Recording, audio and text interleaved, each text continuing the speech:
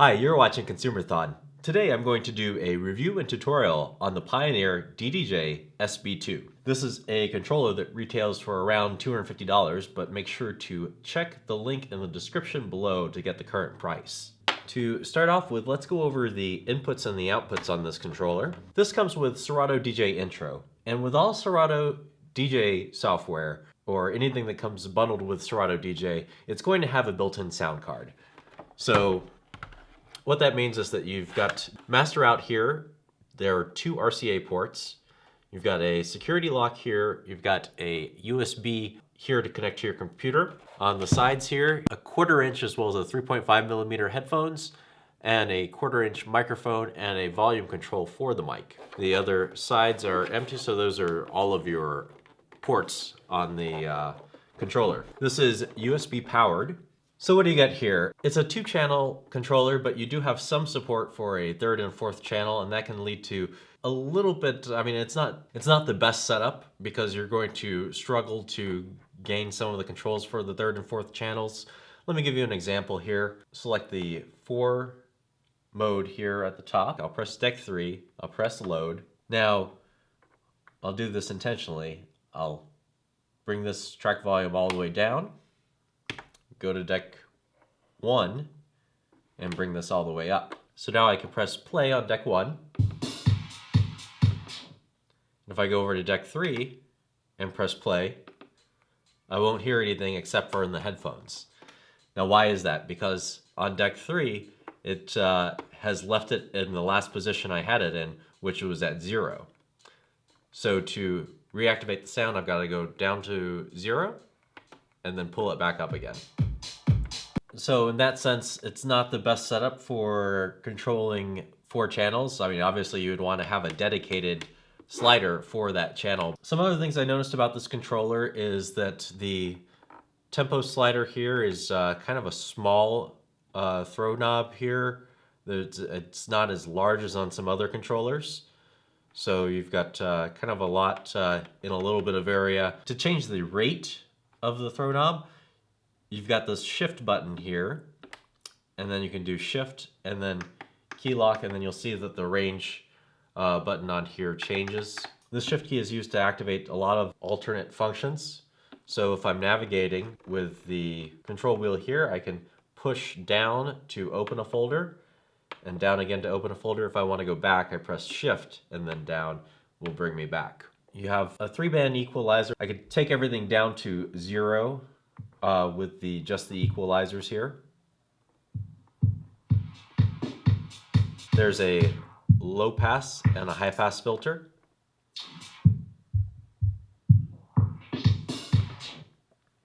And you also have a trim at the top, which is different from your master levels. So I can use the trim to keep the master volume the same and adjust the track volume for a particular channel. Just going over some of the features here, you've got the play pause button is here. The Q button is right here, and I can use this to scroll to a particular point in the track and then hit the Q button, and then it'll start from there. And then I can press play to keep it going. I've got it on a loop right now. There's 4 hot cues. You'll note that it says hot cue 5 through 8 by pressing shift. And I struggled with this a little bit. In the manual, yeah, it says hot cues 5 through 8 mode button. So just simply press shift plus Serato DJ. So I'm looking around for a Serato DJ button, and I'm looking all over this side, this middle section, and this side, not finding the Serato DJ button. What is the Serato DJ button? The Serato DJ button is when you spend the extra $129 to buy the full version of Serato, then you get access to the hot cue 5 through 8, the roll, the cue loop, as well as having more than one sampler bank, and the slip function up here.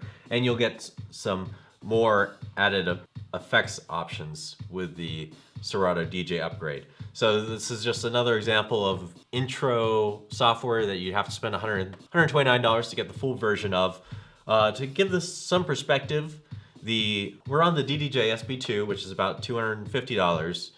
If you add in that 130, we're at 380, I guess. To get a Pioneer controller with the full version of Serato, you'd have to spend $600. So that's an additional $220. So if you know you're going to want to upgrade, then you'll note that you get a lot more dedicated buttons when you do upgrade, and there's a lot less pressing shift to access certain things. You're also going to get a second output, so you could do a booth out. There's also a auxiliary line in, which is separate from the microphone line in. And you get a dedicated crossfader curve. What else can I show you? So you've got hot cues you can do for, like I said, without upgrading. Pressing shift deletes the hot cues. You've got auto loop, and this is either a 1 beat, 2 beat, 4 beat, or 8 beat loop. I can't half the loop or change the physical space of it to like move it left or right from the auto loop. If I go over to manual loop, I can half this up into that 1 beat point. If I want to go further, I can press in and I can move the jog wheel.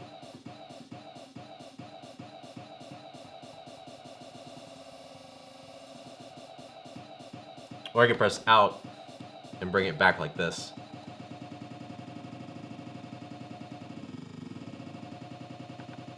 I can press exit, I can start a new loop, pressing in, and then I can half this one beyond that 1 beat point. I can press shift and half to double it, and then exit. I've got a sampler here, but this is where I can put in my reggae horn. I'm gonna put this onto my sampler here. So now, so if you don't like the reggae horn, you could try this one.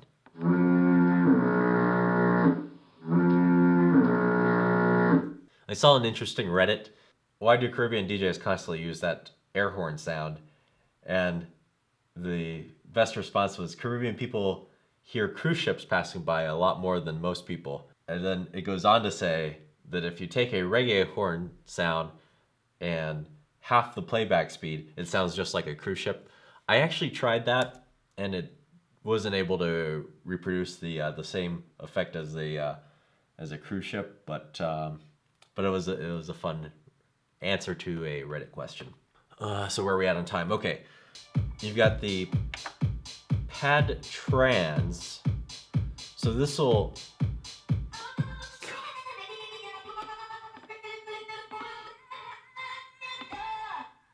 So what this pad trans effect will do is it will alternate the sound on and off. This is the fastest on and off. This is getting to longer durations towards the end here. So you've got 4 pads for that. And then you can also press shift and then tap if you want to enter like a manual BPM for the song. If you're ever having trouble scratching, you just want to make sure that this vinyl button is on. You can speed it up a little bit by just pressing the entire jog wheel. Make sure that vinyl's on so you can scratch it, and then you can also kind of nudge it by pressing the outsides of the wheel. There's no track search or strip search on this controller, so if you want to quickly move through a song, press shift, and then you can move the wheel throughout the song. That brings us up to effects controls here. You're only going to get 6 effects with the DJ intro software. So you've got high pass, low pass, flanger, phaser, echo, and reverb. So I can press shift and the effects to cycle through the effects. I guess the high pass and the low pass, those are the exact same as what's on here. So you're not really getting too much functionality with those. Flanger, that's something you might want to use. So that's something I didn't consider. It looks like the effects only work on the deck numbers 1 and 2. So you're not going to be able to control the 3rd and the 4th or add effects onto the 3rd and 4th deck, it looks like. So this is the flanger effect here.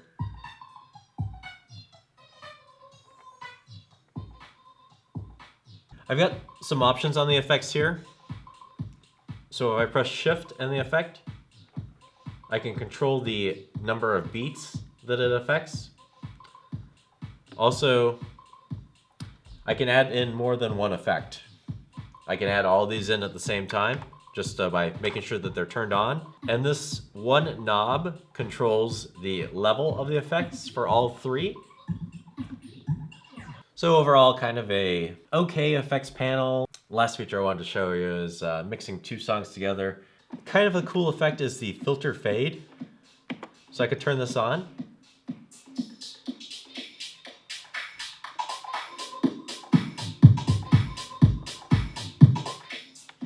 What that's doing is it's just adding, because I've got this other side turned off now, but it's just adding in a filter, a high pass filter as it's fading over. So if you want to listen to the other side now with this one off as I fade it over to the right.